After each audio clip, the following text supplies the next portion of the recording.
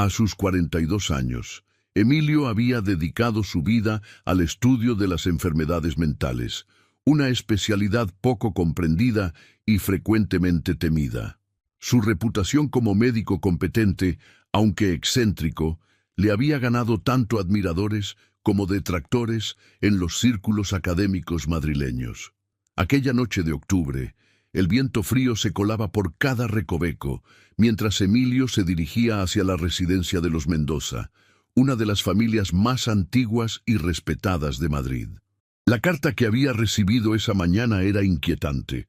Mi hijo habla un idioma que nadie entiende, no duerme, no come, sus ojos ya no son los mismos, le suplico su ayuda, doctor Saavedra.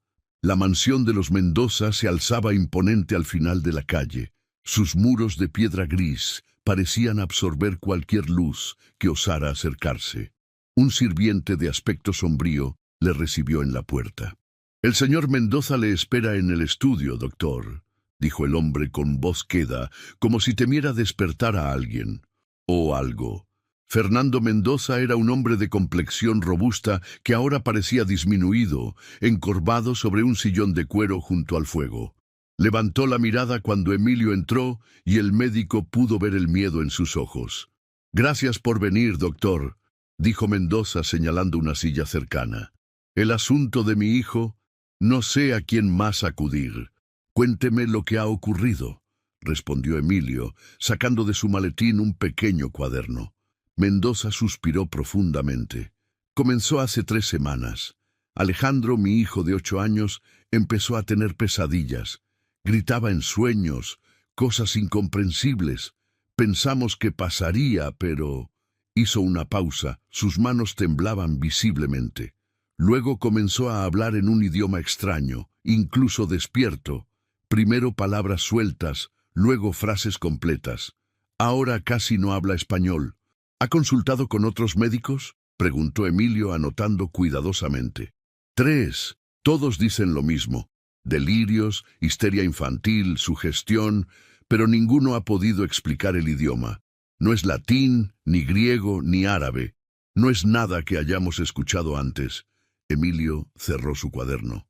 «Me gustaría ver al niño ahora, si es posible». Mendoza asintió y se levantó pesadamente. «Le advierto, doctor, mi hijo ya no es el mismo». Subieron por una escalera de mármol hasta el 2.º piso. El silencio en la casa era opresivo, interrumpido solo por el ocasional crujido de la madera antigua. Frente a una puerta ornamentada, Mendoza se detuvo. «Está aquí. Su madre no puede soportar estar cerca cuando habla así». Emilio asintió comprensivamente y Mendoza abrió la puerta. La habitación estaba débilmente iluminada por velas. En una cama con dosel, un pequeño bulto se distinguía bajo las sábanas. «Alejandro», llamó Mendoza, «hay un médico que ha venido a verte». El bulto se movió ligeramente. Emilio avanzó con cautela, dejando su maletín sobre una mesa cercana. «Hola, Alejandro, soy el doctor Saavedra». Lentamente, una cabeza pequeña emergió de entre las sábanas. El rostro del niño estaba pálido, con ojeras profundas. Sus ojos, grandes y marrones, parecían demasiado viejos para su rostro infantil. «Nezarak vos moriliz», dijo el niño con una voz que hizo que los vellos de la nuca de Emilio se erizaran. No era tanto las palabras desconocidas, sino el tono, profundo, resonante, casi adulto. «¿Comprendes lo que digo, Alejandro?», preguntó Emilio, manteniendo su voz firme. El niño inclinó ligeramente la cabeza, como considerando la pregunta. «Sí», respondió finalmente en español, para alivio de su padre. «Pero ellos prefieren el otro idioma». «¿Ellos?», preguntó Emilio. «¿Quiénes son ellos, Alejandro?». El niño sonrió de una manera que no era propia de un niño de 8 años. «Los que vinieron de abajo, los que viven en las paredes de Madrid, los que estaban aquí antes que nosotros». Un escalofrío recorrió la espalda de Emilio. Había tratado casos de delirios antes, pero algo en la mirada de Alejandro, en la precisión de sus palabras, era diferente, inquietantemente diferente. Durante el desayuno, Emilio se reunió con los padres en el comedor principal, un espacio amplio con altos ventanales que en un día normal habrían llenado la habitación de luz. Hoy, sin embargo, apenas filtraban una claridad mortecina que acentuaba los rostros agotados de la familia. «He decidido quedarse unos días más, si me lo permiten», dijo Emilio, revolviendo distraídamente su taza de café. «El caso de Alejandro es complejo. María Mendoza, una mujer que en otros tiempos debió ser hermosa, pero que ahora aparentaba haber envejecido décadas en semanas, asintió sin levantar la mirada de su plato intacto. «¿Qué piensa, doctor?», preguntó Fernando. «¿Es algún tipo de enfermedad mental?». Emilio eligió sus palabras con cuidado. «No estoy seguro de que sea una enfermedad mental convencional. El idioma que habla Alejandro es demasiado estructurado, demasiado coherente. Los pacientes con delirios rara vez mantienen tal nivel de consistencia. Entonces, ¿qué sugiere?». La voz de María tembló ligeramente. «Necesito investigar más. Con su permiso, me gustaría traer a un colega, un lingüista de la Universidad de Salamanca, que actualmente está en Madrid. Quizás pueda arrojar algo de luz sobre este idioma desconocido». Fernando asintió lentamente. «Lo que sea necesario, doctor. Queremos recuperar a nuestro hijo». Esa tarde, mientras la lluvia arreciaba contra los cristales, Emilio escribió una carta urgente a su colega, el profesor Gabriel Ortega. Mientras sellaba el sobre, un grito agudo proveniente del piso superior le hizo ponerse en pie de inmediato. Subió las escaleras de dos en dos, siguiendo los gritos hasta la habitación de Alejandro. María estaba en el pasillo, con las manos sobre los oídos y lágrimas corriendo por sus mejillas. Fernando intentaba abrir la puerta, pero algo parecía bloquearla desde dentro. «¡Ayúdeme!», gritó Fernando al ver a Emilio. Juntos empujaron la pesada puerta de roble. Cedió lentamente, como si algo mucho más pesado que un niño de 8 años estuviera empujando desde el otro lado. Cuando finalmente lograron abrirla lo suficiente para entrar, la escena que encontraron heló la sangre de Emilio.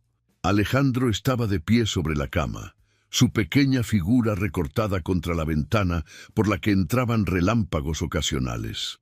Pero lo que congeló a Emilio no fue la postura del niño, sino lo que había hecho con las paredes de su habitación.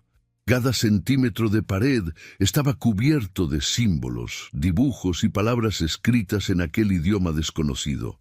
Algunos trazos parecían haber sido hechos con los propios dedos del niño, otros con lo que parecía ser sangre de pequeños cortes en sus manos.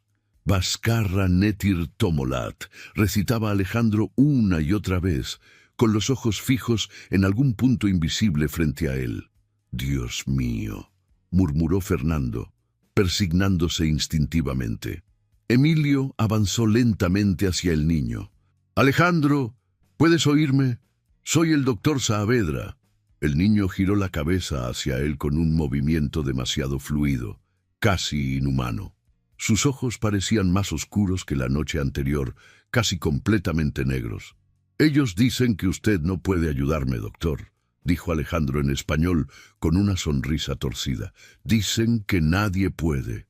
«¿Quiénes son ellos, Alejandro?», insistió Emilio, acercándose un poco más. «¿Puedes decírmelo?». El niño pareció considerar la pregunta. «Los que viven debajo de Madrid, los que fueron enterrados cuando construyeron la ciudad. Están en todas partes, en las paredes, en los sótanos, en los pozos». Un relámpago iluminó la habitación, proyectando sombras grotescas de los símbolos en las paredes. Por un instante, Emilio tuvo la perturbadora sensación de que los símbolos se movían, pulsaban como si estuvieran vivos. «¿Y qué quieren?», preguntó Emilio, luchando por mantener su voz profesional. La sonrisa de Alejandro se ensanchó de una manera que no debería ser posible en un rostro humano. «Quieren volver, y yo soy la puerta».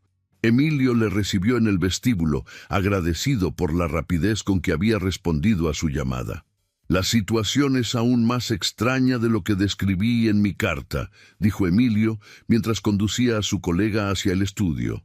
El niño ha comenzado a escribir en las paredes símbolos, palabras en ese idioma desconocido. Ortega asintió gravemente. He traído varios textos de referencia. Si este idioma tiene alguna relación con alguna lengua conocida, antigua o moderna, debería poder identificarla. En el estudio, Emilio había preparado copias de los símbolos que Alejandro había dibujado en las paredes. Fernando y María Mendoza esperaban sentados, con expresiones de agotamiento y desesperación. «Profesor Ortega», dijo Fernando poniéndose de pie, «le agradecemos profundamente que haya venido». Ortega hizo una pequeña reverencia. «Es mi deber como académico, señor Mendoza, y confieso que su caso ha despertado mi curiosidad profesional». María levantó la mirada, sus ojos enrojecidos por el llanto.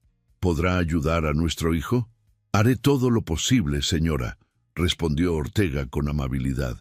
«Primero debo examinar estos símbolos y, si es posible, escuchar al niño hablar este idioma». Emilio extendió los papeles sobre la mesa. Ortega se inclinó sobre ellos, ajustándose las gafas. Su expresión pasó rápidamente de la curiosidad académica a una creciente perplejidad.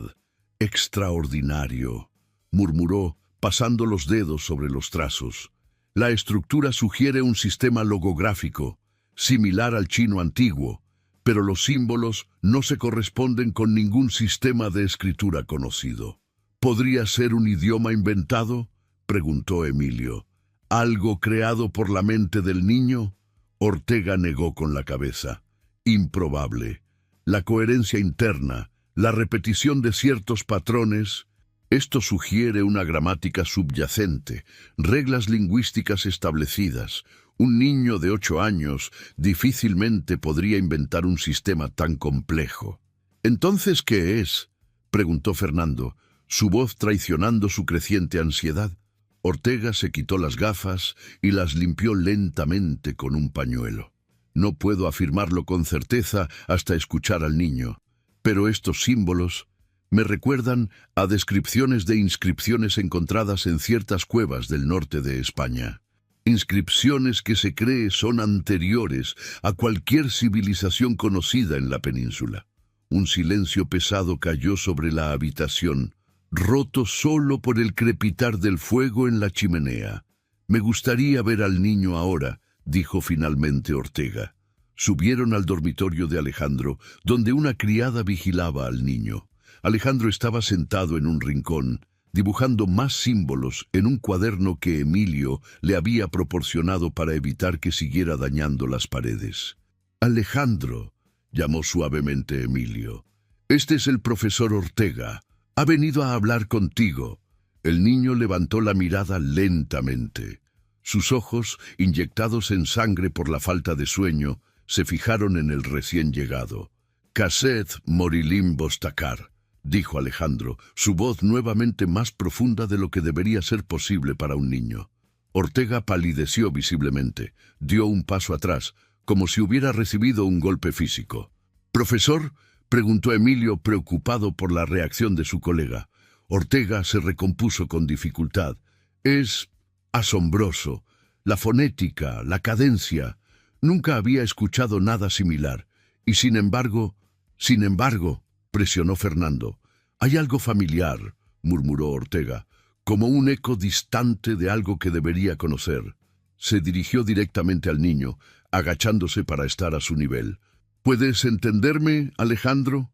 El niño sonrió, esa sonrisa inquietante que Emilio había comenzado a temer. «Ellos dicen que usted ha visto los símbolos antes, en las cuevas, donde los enterraron la primera vez».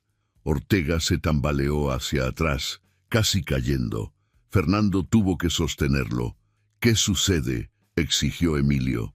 «Es imposible», susurró Ortega. «Imposible que el niño sepa eso. Hace 20 años participé en una expedición a unas cuevas en Cantabria. Encontramos inscripciones similares a estos símbolos. Nunca publicamos nuestros hallazgos porque algo terrible ocurrió. 3 miembros de la expedición murieron en circunstancias inexplicables después de transcribir parte de las inscripciones». María ahogó un grito, aferrándose al brazo de su esposo.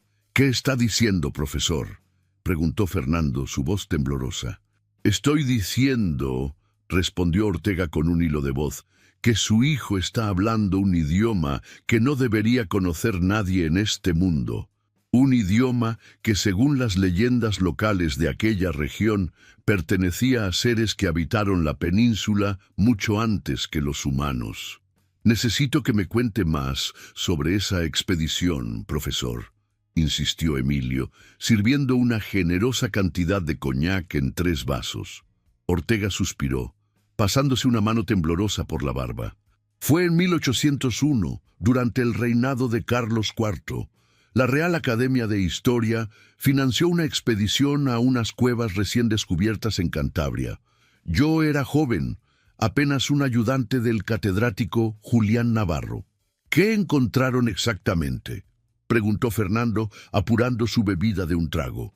Las cuevas parecían ordinarias al principio, pero a medida que avanzábamos encontramos cámaras que mostraban signos de haber sido modificadas.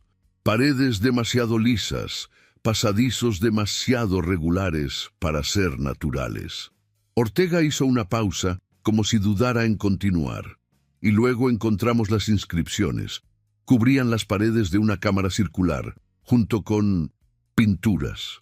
«¿Qué clase de pinturas?», presionó Emilio. «Seres que no eran humanos», respondió Ortega en un susurro. «Figuras alargadas, con extremidades adicionales, cabezas que no...».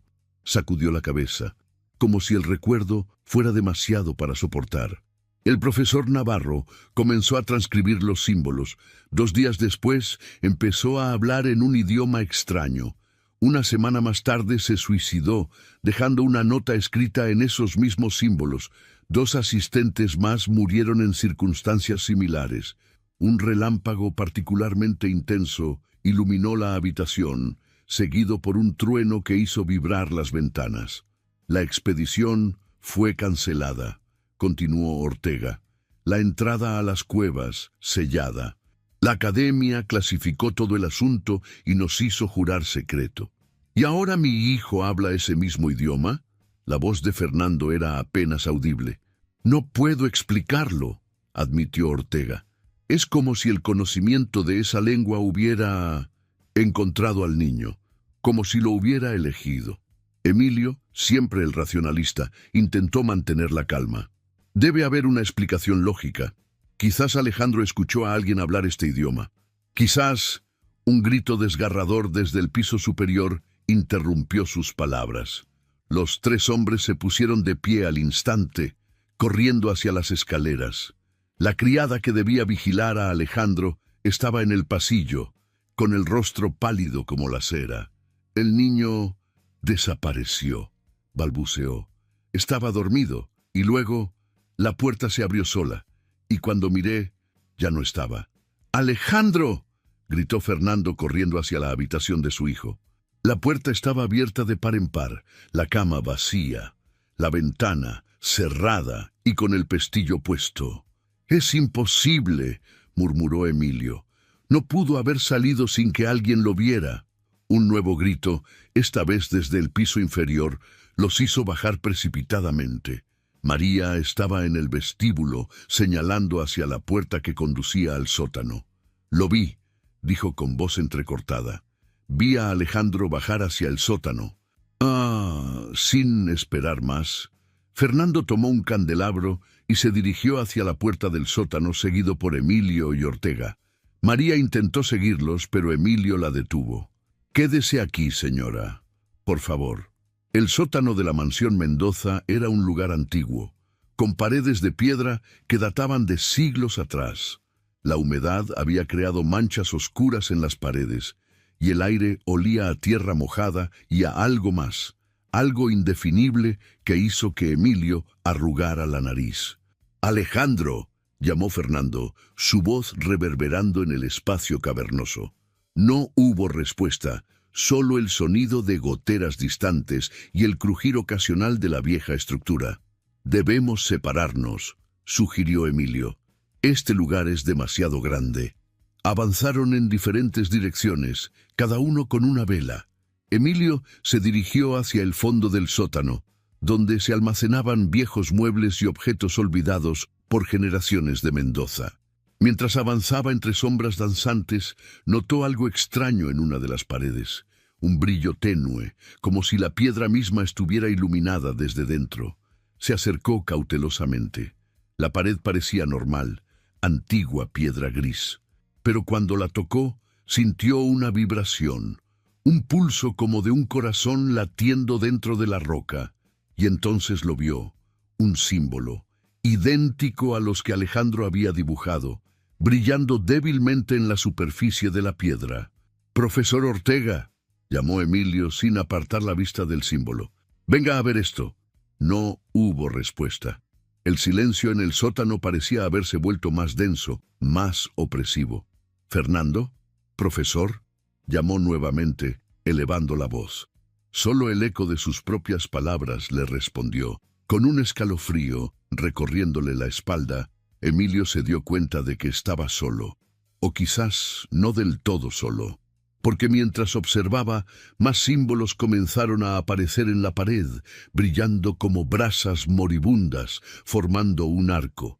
Y en el centro del arco, la piedra parecía disolverse, revelando un pasadizo que no debería existir, un túnel que se adentraba en la oscuridad, y desde esa oscuridad emergió Alejandro, sus ojos completamente negros, su sonrisa inhumana iluminada por el resplandor sobrenatural de los símbolos. «Han estado esperando tanto tiempo, doctor», dijo el niño, pero la voz no era la suya. Esperando a que alguien volviera a hablar su idioma, a que alguien abriera la puerta. Alejandro logró articular, intentando mantener la compostura. «Necesitas venir conmigo, tus padres están muy preocupados». El niño ladeó la cabeza de una manera que recordaba a un animal curioso, observando a su presa. «Alejandro está aquí, doctor, pero también están ellos. Han estado esperando tanto tiempo». Detrás del niño, en el túnel imposible, Emilio creyó ver movimiento, sombras que se retorcían de formas no naturales, como si estuvieran compuestas de extremidades que no deberían existir. «¿Quiénes son ellos, Alejandro?», preguntó Emilio, ganando tiempo mientras intentaba pensar en una salida.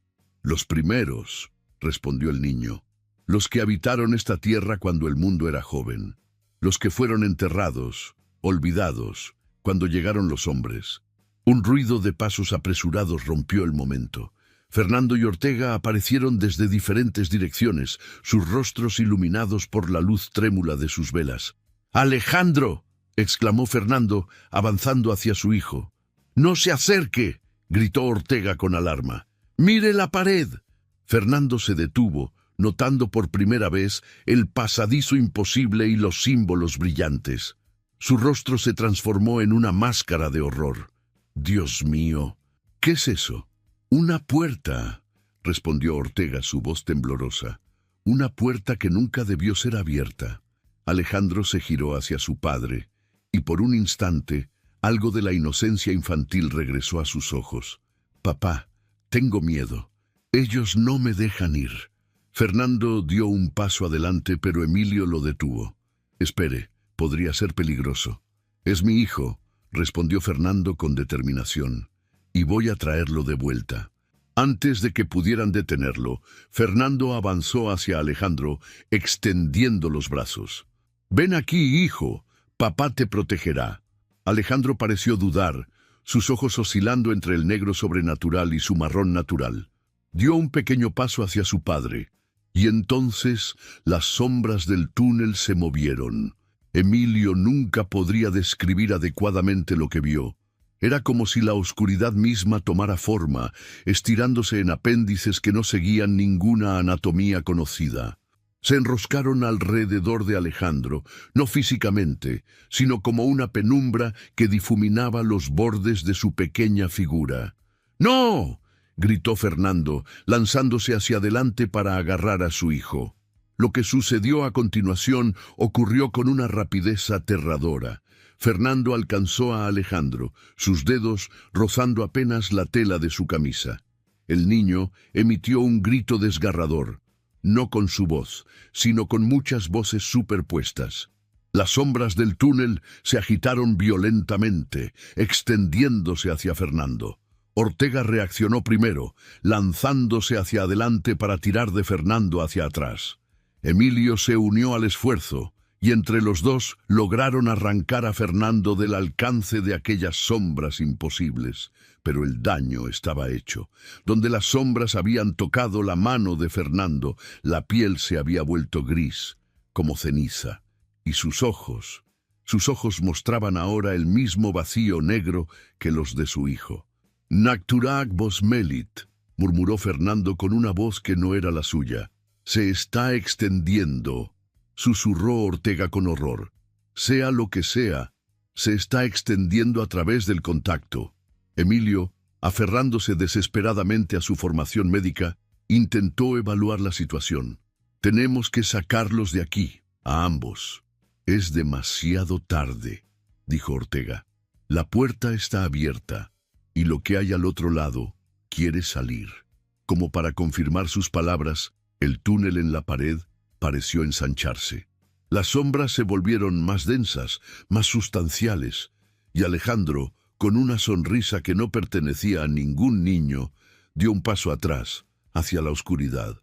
«Alejandro, no». Emilio extendió una mano, manteniendo la distancia. «Sea lo que te está hablando, no los escuches. Eres más fuerte que ellos». Por un instante, el rostro del niño se contrajo en una expresión de dolor y confusión. «Pero tienes que luchar, por tus padres, por ti mismo». Fernando, todavía parcialmente afectado, pareció recuperar algo de conciencia. «Hijo, por favor». El suelo bajo sus pies comenzó a temblar. Pequeñas piedras y polvo caían del techo. Los símbolos en la pared brillaban con más intensidad, pulsando como un corazón enfermo. «Tenemos que sellar la puerta», dijo Ortega, rebuscando frenéticamente en sus bolsillos. «Hay una manera, en mis notas de la expedición». Mientras Ortega buscaba, Emilio mantenía su atención en Alejandro. El niño parecía estar librando una batalla interna, su rostro contorsionándose entre expresiones de dolor, miedo y algo más antiguo, más siniestro. «Alejandro», llamó Emilio, «mírame, concéntrate en mi voz. Tú controlas tu cuerpo, no ellos». Los ojos del niño, todavía ennegrecidos, se fijaron en Emilio. Un destello de reconocimiento. «No puedo contenerlos mucho más», dijo con su propia voz, infantil y aterrada. «Quieren salir todos. Son muchos, doctor. Son tan viejos». Ortega finalmente sacó un papel arrugado de su bolsillo. «Lo tengo, la inscripción de cierre. Si la pronunciamos correctamente, podría sellar la puerta». «¿Podría?», cuestionó Emilio. «Es nuestra única esperanza», respondió Ortega, desplegando el papel con manos temblorosas. Mientras tanto, Fernando había caído de rodillas, luchando visiblemente contra lo que fuera que intentaba poseerlo. «Mi hijo, salven a mi hijo». Ortega comenzó a recitar sonidos que no parecían destinados a ser pronunciados por una garganta humana. Cada sílaba parecía dolorosa, antinatural. Los símbolos en la pared reaccionaron, su brillo vacilando como una llama en el viento. Las sombras del túnel se agitaron violentamente, como si reconocieran la amenaza en las palabras de Ortega. Alejandro se dobló sobre sí mismo, gimiendo de dolor, mientras las entidades que habitaban dentro de él reaccionaban a la recitación. «Siga, profesor», urgió Emilio, dividiendo su atención entre el académico y el niño sufriente. Ortega continuó con la recitación, gotas de sudor recorriendo su frente. Algunas de las sílabas parecían desgarrar su garganta, y pequeños hilos de sangre comenzaron a aparecer en la comisura de sus labios. Pero no se detuvo. El pasadizo en la pared comenzó a contraerse lentamente, como si una fuerza invisible estuviera empujando los bordes hacia adentro. Las sombras se retorcían con más violencia, emitiendo un sonido que ningún oído humano debería escuchar, un lamento agudo que parecía provenir de las profundidades de la tierra misma. Alejandro cayó de rodillas, sus pequeñas manos agarrándose la cabeza. «¡Duele! ¡Hacen que duela!». Fernando, todavía luchando contra su propia posesión parcial, se arrastró hacia su hijo. «Alejandro, resiste». Emilio vio con horror cómo las sombras comenzaban a extenderse desde Alejandro hacia Fernando. La infección, fuera lo que fuese, se estaba fortaleciendo con la proximidad. «¡Fernando, aléjese!», gritó Emilio, pero el padre no escuchaba, impulsado únicamente por el instinto de proteger a su hijo. Ortega alcanzó el clímax de su recitación, su voz elevándose por encima del lamento sobrenatural. Los símbolos en la pared brillaron con una intensidad cegadora, y entonces Alejandro miró directamente a Emilio, sus ojos momentáneamente claros. «Ayúdeme, doctor, por favor». Emilio tomó una decisión instantánea. Agarró a Fernando por los hombros y lo arrastró hacia atrás con todas sus fuerzas, separándolo de Alejandro. Luego se volvió hacia el niño. «Alejandro, tienes que alejarte del túnel. Ahora, ven hacia mí». El niño intentó moverse, pero las sombras parecían retenerlo, enroscándose alrededor de sus extremidades como cadenas vivientes. «No puedo, me están sujetando». Emilio, ignorando todos sus instintos de autopreservación, avanzó hacia Alejandro. Las sombras se agitaron amenazadoramente, pero no se extendieron hacia él. ¿Era posible que la recitación de Ortega las estuviera debilitando? «Toma mi mano, Alejandro», dijo Emilio extendiendo su brazo. «Pero no me toques directamente. Usa esto». Se quitó rápidamente su chaqueta y la sostuvo como un puente entre ellos. Alejandro extendió su pequeña mano temblorosa, luchando contra las fuerzas que intentaban retenerlo. Sus dedos rozaron la tela de la chaqueta de Emilio. En ese preciso momento, Ortega pronunció la última sílaba de la recitación. Una onda de energía pareció emanar de los símbolos, haciendo que el aire mismo vibrara. El túnel comenzó a cerrarse rápidamente. «¡Ahora, Alejandro!», gritó Emilio. «¡Sujétate fuerte!». Con un último esfuerzo desesperado, Alejandro agarró la chaqueta y Emilio tiró con todas sus fuerzas.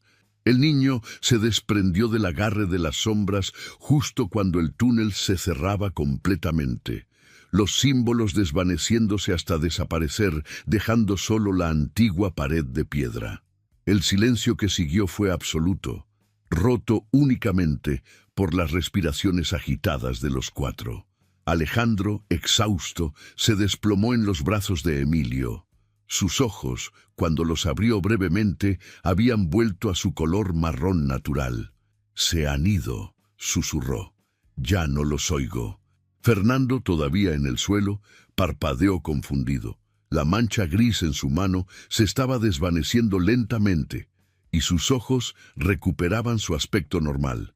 Ortega se dejó caer contra una columna, agotado y con pequeñas manchas de sangre en sus labios.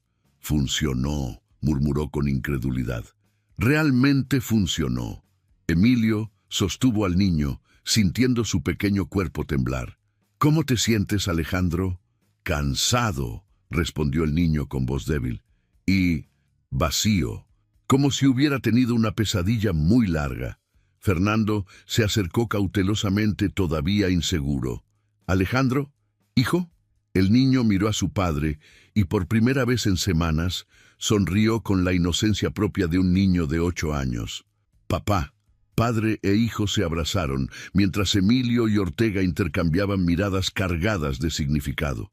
Lo que habían presenciado desafiaba toda lógica y ciencia conocida. Y sin embargo, había sucedido. «Debemos irnos de aquí», dijo finalmente Ortega, «y sellar este sótano para siempre». El sótano había sido tapiado bajo la supervisión de Ortega, quien había insistido en marcar las nuevas paredes con símbolos de protección encontrados en sus notas. «Una precaución necesaria», había explicado, aunque Emilio sospechaba que el profesor ya no confiaba plenamente en la ciencia que había defendido toda su vida. En el estudio de la mansión, Emilio y Ortega conversaban en voz baja mientras revisaban los dibujos y notas que habían recopilado. ¿Qué cree que eran realmente?, preguntó Emilio, observando uno de los símbolos que Alejandro había dibujado. Ortega suspiró profundamente. Hay leyendas, doctor Saavedra, leyendas muy antiguas sobre seres que habitaron esta tierra antes que nosotros. Las cuevas que exploramos en Cantabria contenían pinturas que databan de más de 30.000 años. ¿Sugiere que tales seres existieron realmente? Sugiero, respondió Ortega con cautela, que hay aspectos de nuestro mundo y su historia que la ciencia moderna apenas ha comenzado a vislumbrar. Los antiguos pobladores de la península tenían rituales para mantener alejados a los que viven bajo tierra. Todas las civilizaciones tienen mitos similares, seres antiguos, enterrados, olvidados, pero nunca realmente desaparecidos. Emilio frunció el ceño. ¿Pero por qué Alejandro? ¿Por qué un niño? Las mentes de los niños son más receptivas, menos estructuradas por las expectativas y limitaciones que imponemos a la realidad a medida que envejecemos. Ortega hizo una pausa. Y hay algo más, algo que no mencioné antes porque parecía demasiado inverosímil. ¿Qué podría ser más inverosímil que lo que ya hemos presenciado?, preguntó Emilio con una sonrisa amarga. Durante nuestra expedición encontramos evidencia de rituales, sacrificios. Los antiguos habitantes de la península ofrecían niños de exactamente 8 años, la edad de Alejandro. Un escalofrío recorrió la espalda de Emilio. ¿Está sugiriendo que estos seres, sean lo que sean, estaban intentando reclamar un sacrificio antiguo? ¿O utilizar al niño como conducto, una puerta, como él mismo dijo? La conversación fue interrumpida por María, quien entró apresuradamente en el estudio. Doctor Saavedra, profesor, Alejandro quiere hablar con ustedes. Dice que es importante. Lo encontraron en su habitación, sentado tranquilamente en la cama, dibujando. Pero esta vez no eran los extraños símbolos, sino paisajes normales, propios de un niño de su edad. «Alejandro», saludó Emilio con cautela, «tu madre dice que querías vernos». El niño asintió, dejando a un lado su dibujo. «Recuerdo cosas, doctor, cosas que ellos sabían». Emilio y Ortega intercambiaron miradas preocupadas. «¿Qué tipo de cosas?», preguntó el profesor.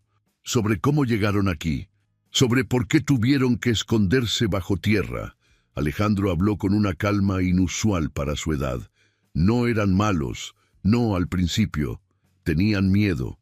«¿Miedo de qué?», preguntó Emilio sentándose junto al niño.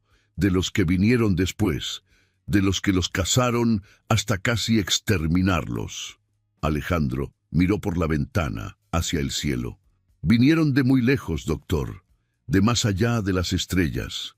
Ortega se tensó visiblemente. «¿Estás diciendo que estos seres no eran originarios de la tierra?». Alejandro negó con la cabeza.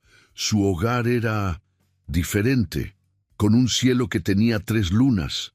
Vinieron aquí cuando su mundo estaba muriendo. Encontraron a los primeros humanos y trataron de vivir en paz con ellos. Pero algo salió mal», aventuró Emilio. «Los humanos cambiaron, se volvieron más numerosos, más agresivos. Comenzaron a temerles, a cazarlos. Así que se escondieron bajo tierra, en cuevas, en túneles que construyeron con su ciencia». Alejandro hizo una pausa, pero estar bajo tierra los cambió, los hizo olvidar lo que eran. Con el tiempo solo quedó el hambre, el deseo de volver a la superficie. «¿Y te eligieron a ti para ayudarlos?», preguntó Ortega. «No me eligieron», respondió Alejandro. «Me encontraron.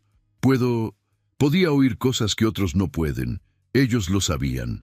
Emilio notó el uso del pasado. «¿Ya no puedes oírlos?». Alejandro negó con la cabeza.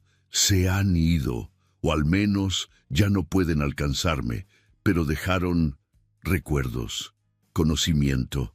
«¿Qué tipo de conocimiento?», presionó Ortega, su curiosidad académica evidentemente despertada. sobre su lengua, su historia, su ciencia. El niño miró directamente a Emilio, y sobre cómo asegurarse de que nunca vuelvan. Es extraordinario, murmuró el anciano, el director de la academia, Antonio Morales. Y dices que el niño dibujó estos símbolos por sí mismo, sin ninguna referencia previa. Así es, confirmó Ortega.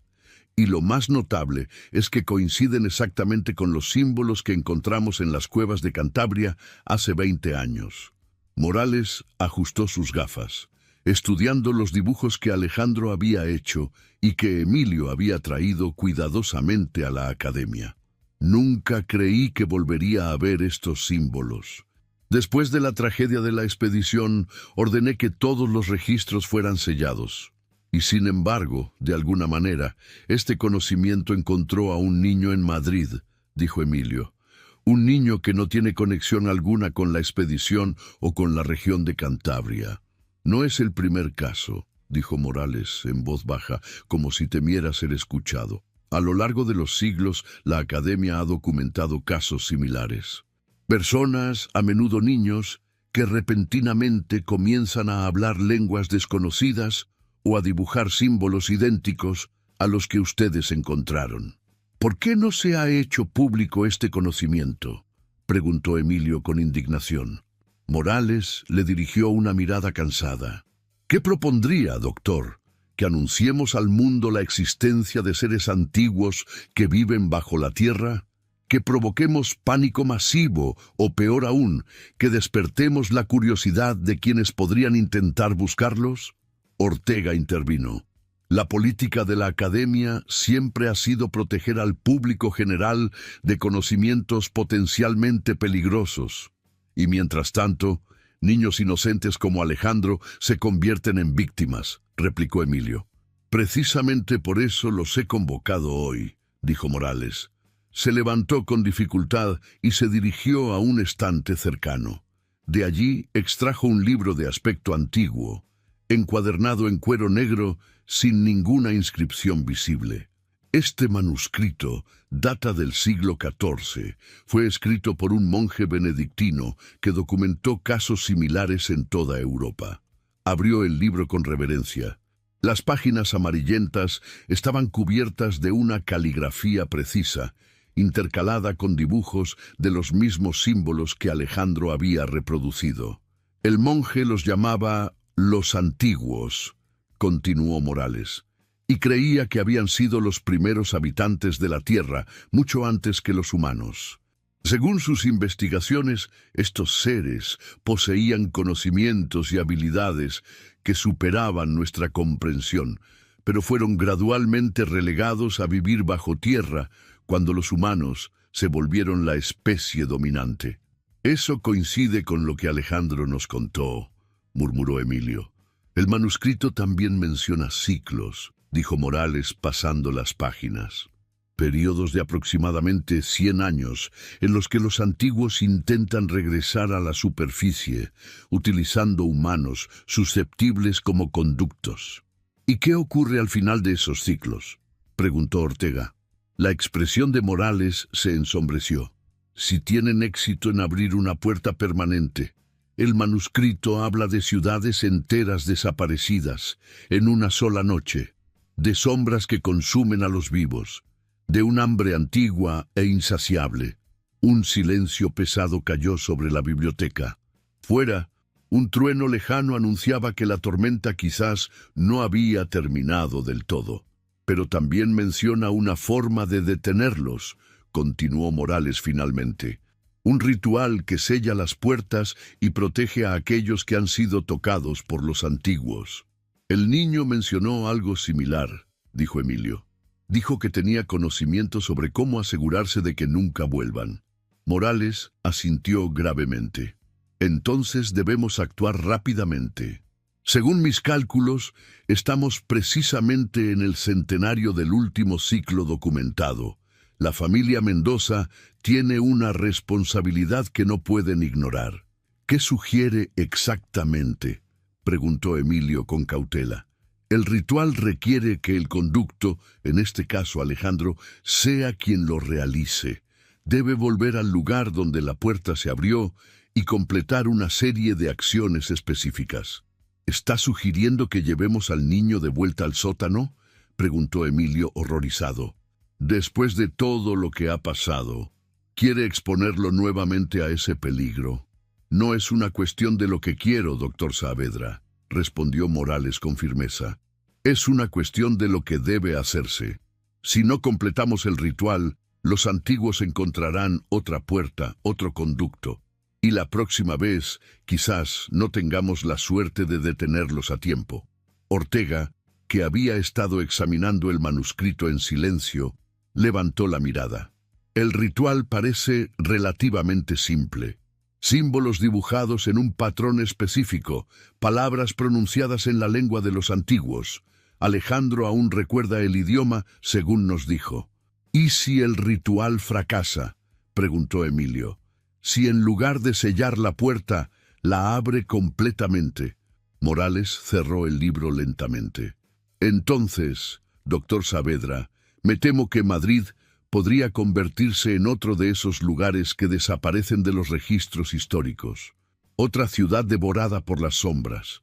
¿Cómo pueden pedirme que exponga a mi hijo a esos seres nuevamente?, protestó María, sus ojos enrojecidos por el llanto. Casi lo perdemos.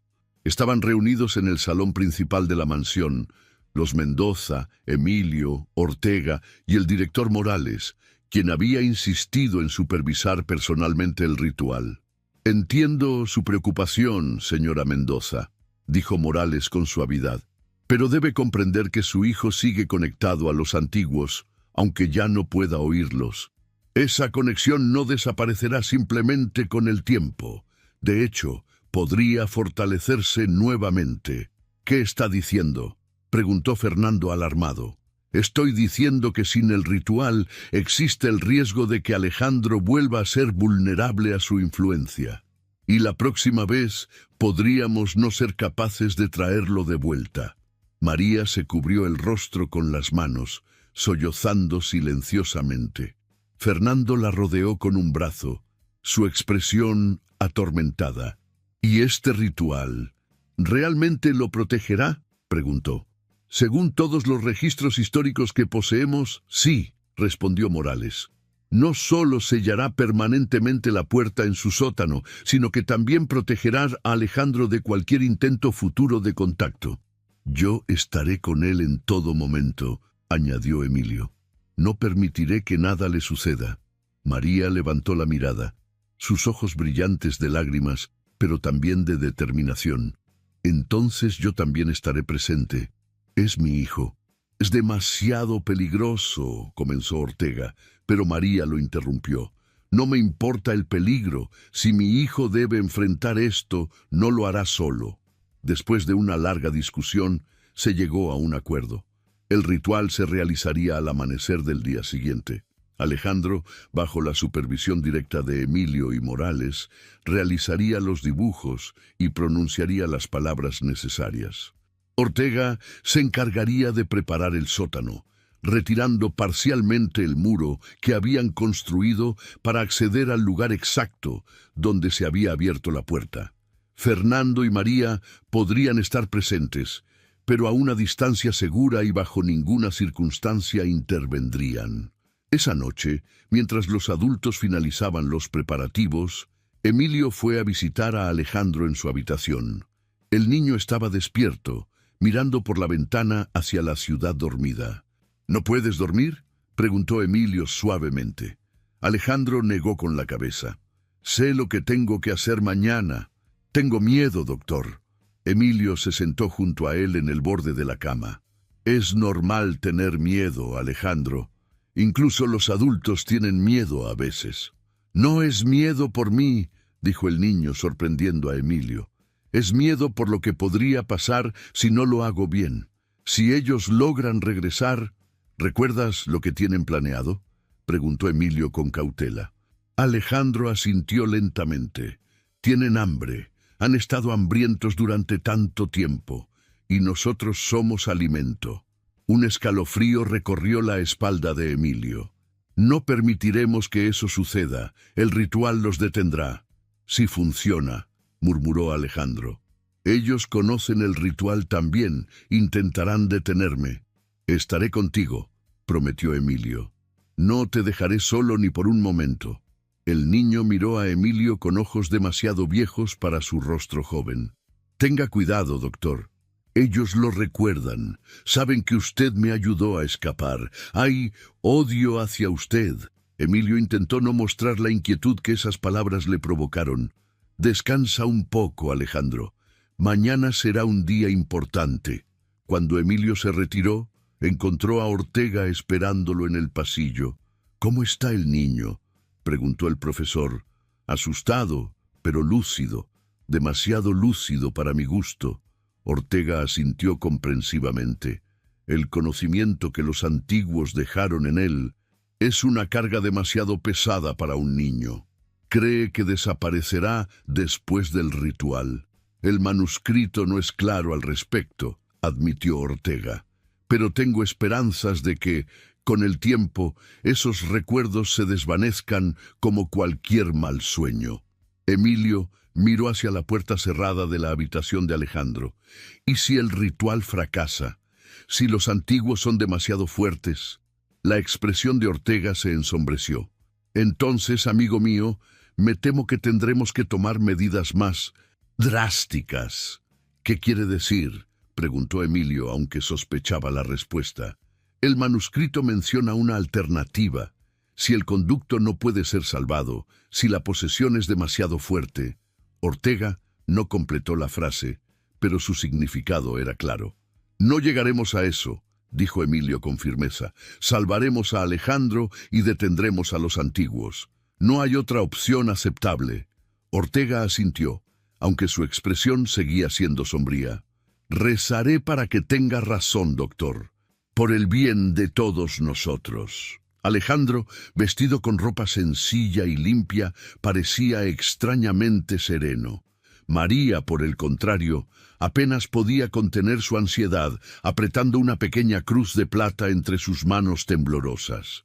Fernando mantenía un brazo protector alrededor de los hombros de su esposa, su rostro una máscara de determinación forzada.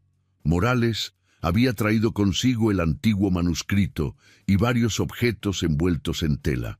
Ortega llevaba una bolsa de cuero que contenía tiza, pigmentos y otros materiales necesarios para el ritual. ¿Estamos todos preparados?, preguntó Morales, su voz grave resonando en el silencioso vestíbulo. Emilio miró a Alejandro. ¿Estás listo? El niño asintió una sola vez, con una dignidad impropia de su edad. Lo estoy. Descendieron por la escalera que conducía al sótano. Ortega había trabajado durante la noche para abrir un acceso en el muro que habían construido, revelando nuevamente el área donde la puerta se había manifestado. La pared de piedra parecía normal, sin rastro de los símbolos brillantes o del túnel imposible. Aquí, dijo Morales, señalando un espacio despejado en el suelo frente a la pared. Debemos preparar el área para el ritual. Bajo su dirección, Ortega comenzó a dibujar un círculo con tiza blanca. Alrededor del círculo trazó una serie de símbolos que coincidían con los del manuscrito. Estos son sellos de protección, explicó Morales. Crearán una barrera que los antiguos no podrán atravesar durante el ritual. Cuando el círculo estuvo completo, Morales desenvolvió uno de los objetos que había traído, una pequeña caja de madera tallada con los mismos símbolos extraños. Dentro había un polvo de color rojizo, ceniza de roble mezclada con otros elementos, explicó. Una receta muy antigua. Alejandro deberá estar dentro del círculo y esparciré esto alrededor para fortalecer la protección.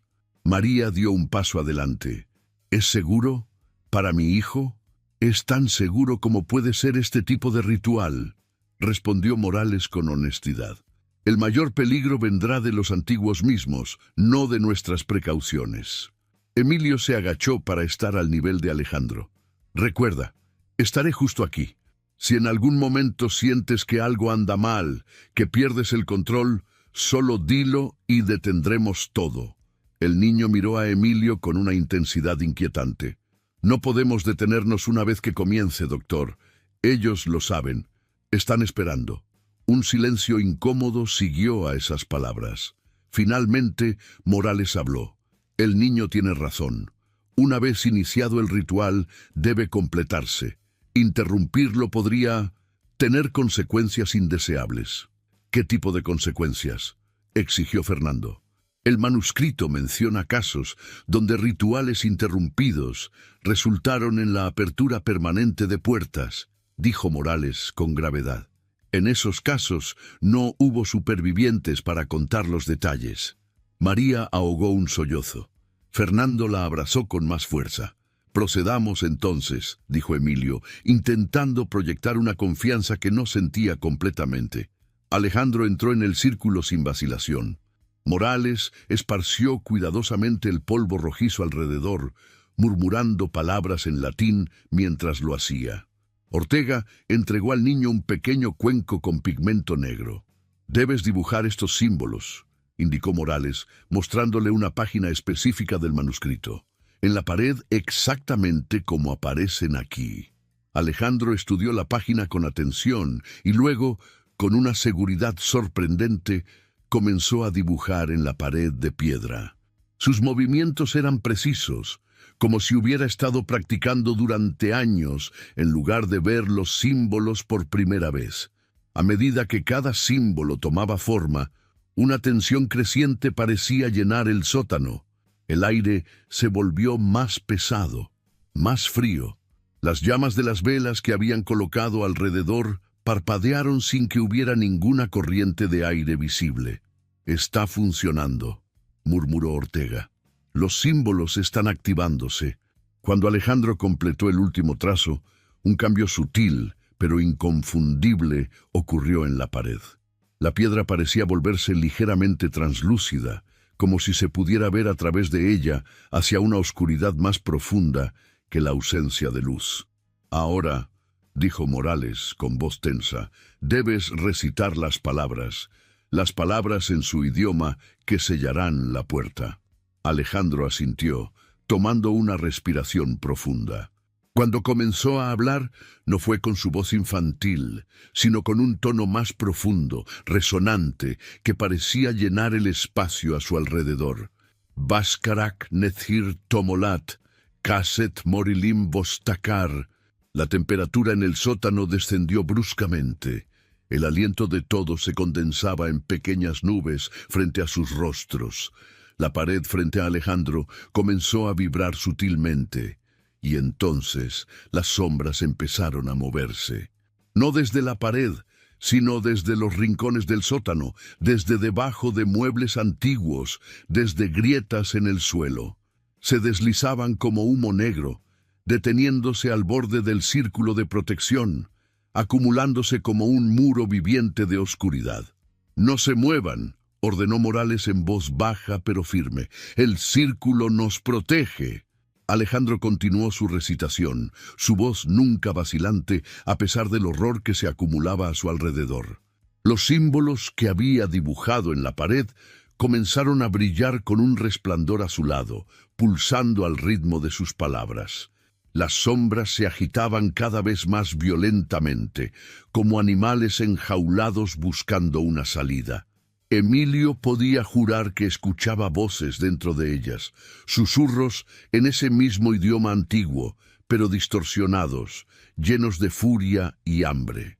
Y entonces, una de las sombras encontró una imperfección en el círculo, un pequeño espacio donde el polvo rojizo se había dispersado ligeramente. Como agua encontrando una grieta en una represa, la oscuridad comenzó a filtrarse hacia Alejandro. «¡El círculo!», gritó Ortega. «¡Se está rompiendo!».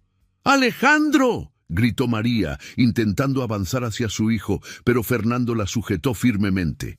Emilio reaccionó por instinto, lanzándose hacia adelante para reparar la brecha en el círculo. Pero al acercarse, una de las sombras se elevó frente a él como una serpiente a punto de atacar. «No interrumpa el ritual, doctor», advirtió Morales con urgencia. «El niño debe completarlo, sin importar lo que ocurra». Alejandro, consciente del peligro pero determinado, Aceleró su recitación. Las palabras fluían de él como un torrente, su pequeño cuerpo temblando por el esfuerzo. Las sombras que habían comenzado a filtrarse hacia él se retorcían ahora a sus pies, intentando trepar por sus piernas. «¡Está funcionando!», exclamó Ortega señalando la pared. Los símbolos brillaban con intensidad creciente, y la piedra parecía estar solidificándose nuevamente, perdiendo esa cualidad translúcida. Pero las sombras no se rendirían tan fácilmente. Con un movimiento súbito, una masa de oscuridad se desprendió del suelo y envolvió el brazo derecho de Alejandro. El niño gritó de dolor, pero milagrosamente continuó recitando con su brazo izquierdo, presionado contra su pecho. «¡Mi hijo!», sollozó María, luchando contra el agarre de Fernando. Emilio, incapaz de quedarse quieto mientras el niño sufría, buscó frenéticamente en su maletín médico y extrajo un frasco. «Profesor Ortega, el manuscrito menciona algo sobre sal consagrada». Ortega asintió vehementemente. «Sí, repele a las entidades». Sin perder un segundo más, Emilio destapó el frasco y arrojó su contenido hacia la sombra que atenazaba el brazo de Alejandro. La sal, bendecida la noche anterior por el sacerdote de la familia Mendoza, provocó una reacción inmediata. La sombra se retrajo como si hubiera sido quemada, emitiendo un silbido sobrenatural que heló la sangre de todos los presentes. Alejandro, momentáneamente liberado, continuó con renovado vigor. Los símbolos en la pared pulsaban ahora a un ritmo frenético, y pequeñas grietas luminosas comenzaban a extenderse desde ellos, como si la luz misma estuviera fracturando la piedra. Las sombras se agitaban cada vez más violentamente, golpeando contra los límites del círculo de protección. Algunas comenzaron a tomar formas vagamente humanoides, con extremidades alargadas y deformes que arañaban el aire. «Está llegando al clímax del ritual», anunció Morales, su rostro pálido por la tensión. «El momento más peligroso». Alejandro alcanzó las últimas frases de la recitación, su voz extrañamente amplificada, resonando en el sótano como si proviniera de múltiples gargantas. Los símbolos en la pared ahora brillaban con tal intensidad que era casi imposible mirarlos directamente. Y entonces, con las palabras finales, ocurrió. Una onda de energía pura emanó de los símbolos, expandiéndose en círculos concéntricos. Las sombras fueron empujadas hacia atrás, sus formas distorsionándose como si estuvieran siendo desgarradas. Emitieron un lamento colectivo, un sonido que no pertenecía a este mundo, mientras eran comprimidas contra la pared.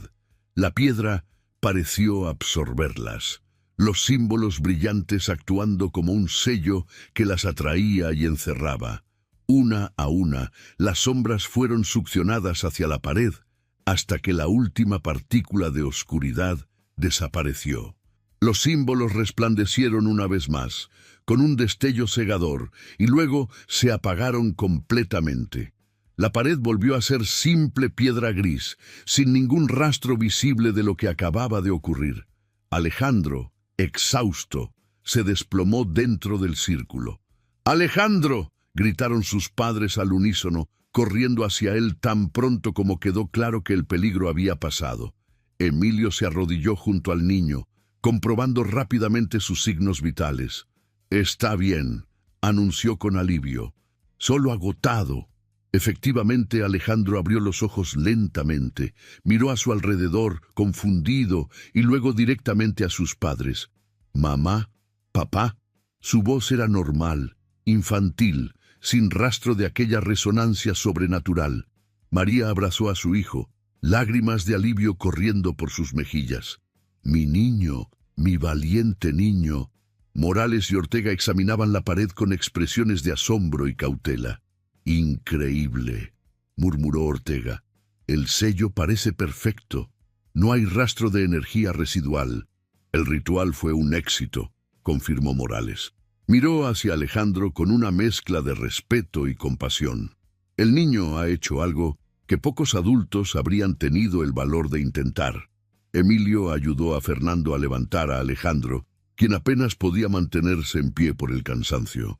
Necesita descansar y ser observado por un tiempo para asegurarnos de que no haya efectos secundarios. Mientras subían las escaleras, dejando atrás el sótano que sería sellado permanentemente, Alejandro miró a Emilio con ojos cansados pero claros. «Se han ido, doctor», susurró. «Ya no puedo sentirlos en absoluto». «¿Y los recuerdos?», preguntó Emilio suavemente. «¿Los conocimientos que dejaron en ti?». Alejandro pareció reflexionar por un momento. «Están ahí, pero diferentes. Como un libro que puedo cerrar cuando quiera. Ya no me obligan a pensar en ellos». Emilio asintió aliviado. Quizás, con el tiempo, esos recuerdos se desvanecerían por completo, permitiendo a Alejandro recuperar plenamente su infancia. Emilio Saavedra caminaba por los jardines del Palacio Real, donde había acordado encontrarse con el profesor Ortega. El académico estaba sentado en un banco, alimentando a las palomas con migas de pan, una estampa de tranquilidad que contrastaba enormemente con las últimas veces que se habían visto. «Doctor Saavedra», saludó Ortega, levantándose para estrechar su mano. «Me alegra verlo con buen aspecto». «Lo mismo digo, profesor», respondió Emilio. «Parece que estos meses le han sentado bien». Caminaron juntos por los senderos del jardín, disfrutando del sol y la brisa suave. «He recibido noticias de la familia Mendoza», comentó Emilio después de un rato. «Alejandro parece estar recuperándose notablemente. Ha vuelto a la escuela y, según sus padres, se comporta como cualquier niño de su edad». «Excelente noticia», asintió Ortega. «¿Y los recuerdos, los conocimientos que los antiguos dejaron en él? Parecen estar desvaneciéndose gradualmente. Alejandro dice que ya casi no recuerda el idioma, y los símbolos que antes dibujaba con tanta precisión ahora le resultan confusos». Ortega sonrió con satisfacción. «El ritual funcionó mejor de lo que esperábamos. Entonces, no solo selló la puerta, sino que está borrando la influencia de los antiguos en la mente del niño». Se detuvieron frente a una fuente observando el agua danzar bajo el sol. «El director Morales me ha pedido que colabore en la documentación completa del caso», dijo Ortega. «Para los archivos de la Academia, por supuesto, información que permanecerá sellada durante al menos 100 años». Emilio frunció el ceño. «¿No cree que el mundo debería conocer la verdad? ¿Estar preparado por si algo así vuelve a ocurrir? ¿Y provocar pánico?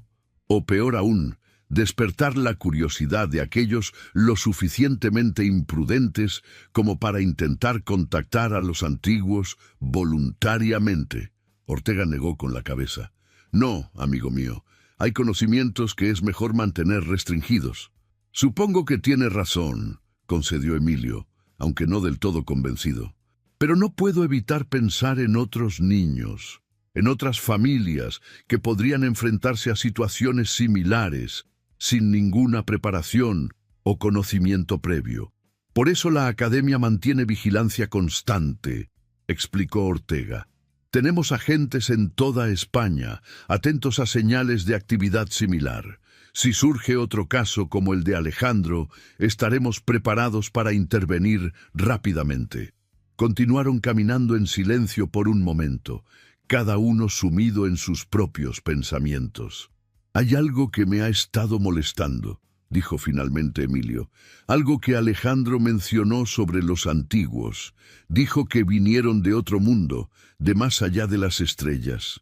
Ortega asintió lentamente. «El manuscrito contiene referencias similares. Insinúa que los antiguos no son originarios de la Tierra, sino que llegaron aquí hace eones, mucho antes de que los primeros homínidos aparecieran. ¿Cree que es posible? ¿Seres de otro mundo estableciéndose en la Tierra primitiva? Doctor Saavedra, después de lo que hemos presenciado, me cuesta descartar cualquier posibilidad por fantástica que parezca». Ortega hizo una pausa mirando hacia el cielo. «El universo es vasto y antiguo. La idea de que somos los únicos seres inteligentes en él parece francamente más improbable que la alternativa». Emilio reflexionó sobre esas palabras. Su formación científica había sido sacudida hasta los cimientos por los eventos de los últimos meses. Conceptos que antes habría descartado como superstición o fantasía, ahora merecían, al menos, consideración. Una última pregunta, profesor. ¿El ritual que Alejandro realizó selló todas las puertas o solo la de la mansión Mendoza? La expresión de Ortega se volvió grave. Solo la de la mansión, me temo. El manuscrito sugiere que hay numerosas puertas potenciales distribuidas por todo el mundo, lugares donde la barrera entre nuestra realidad y lo que sea que hay al otro lado es más delgada. Entonces, ¿esto podría volver a suceder? Es casi seguro que volverá a suceder, confirmó Ortega. El ciclo centenario se repetirá. Los antiguos intentarán regresar. Y entonces, nuevamente, todo dependerá de nuestra capacidad para reconocer las señales y actuar a tiempo. Se detuvieron frente a la salida del jardín. La ciudad se extendía frente a ellos, vibrante y ajena a las fuerzas oscuras que acechaban bajo sus cimientos. «¿Sabe?», dijo Emilio después de un largo silencio. «Antes de todo esto, creía entender el mundo. Creía que la ciencia podía explicar todo, eventualmente. Ahora», hizo un gesto vago con la mano, «ahora sabe que hay más cosas en el cielo y en la tierra de las que sueña nuestra filosofía. Como diría Shakespeare», completó Ortega con una sonrisa comprensiva. «Exactamente, y no estoy seguro de si ese conocimiento es una bendición o una maldición». «Quizás sea ambas cosas», respondió Ortega. «Un recordatorio de nuestra pequeñez en el gran esquema de las cosas, pero también de nuestra capacidad para enfrentar lo desconocido con valor e ingenio». Se despidieron en la puerta del jardín, prometiendo mantenerse en contacto. Mientras Emilio caminaba de regreso a su consulta, sus pensamientos volvieron a Alejandro. El niño había enfrentado horrores que la mayoría de los adultos no podrían siquiera imaginar, y había salido victorioso. Tal vez esa era la verdadera lección de toda esta experiencia, que incluso ante lo inexplicable, ante lo aterrador, la humanidad podía prevalecer, no a través de la fuerza bruta o la tecnología avanzada, sino a través del conocimiento, la determinación y el coraje. Esa noche, antes de acostarse, Emilio escribió una entrada final en el diario que había mantenido durante todo el caso. El niño que hablaba un idioma que no debería existir ya no lo habla, pero el idioma existe. Los seres que lo crearon existen, esperando en algún lugar más allá de nuestra comprensión. Y algún día, dentro de 100 años, o quizás antes, intentarán regresar. Solo puedo esperar que cuando ese día llegue, haya alguien tan valiente como Alejandro para enfrentarlos. Cerró el diario y lo guardó en un compartimento secreto de su escritorio, junto con una copia de los símbolos del ritual y notas detalladas sobre todo lo que había presenciado. Un legado para futuras generaciones, por si acaso. Afuera, Madrid dormía bajo un cielo estrellado, inconsciente de los secretos que guardaban sus cimientos. Y en algún lugar de la ciudad, un niño de 8 años finalmente descansaba en paz, libre de las voces de seres que no deberían existir. Pero en las profundidades, en cuevas olvidadas y túneles antiguos, algo esperaba, paciente, hambriento, recordando una lengua que alguna vez casi les abrió una puerta hacia nuestro mundo. Y esperarían el tiempo que fuera necesario para que esa puerta volviera a abrirse.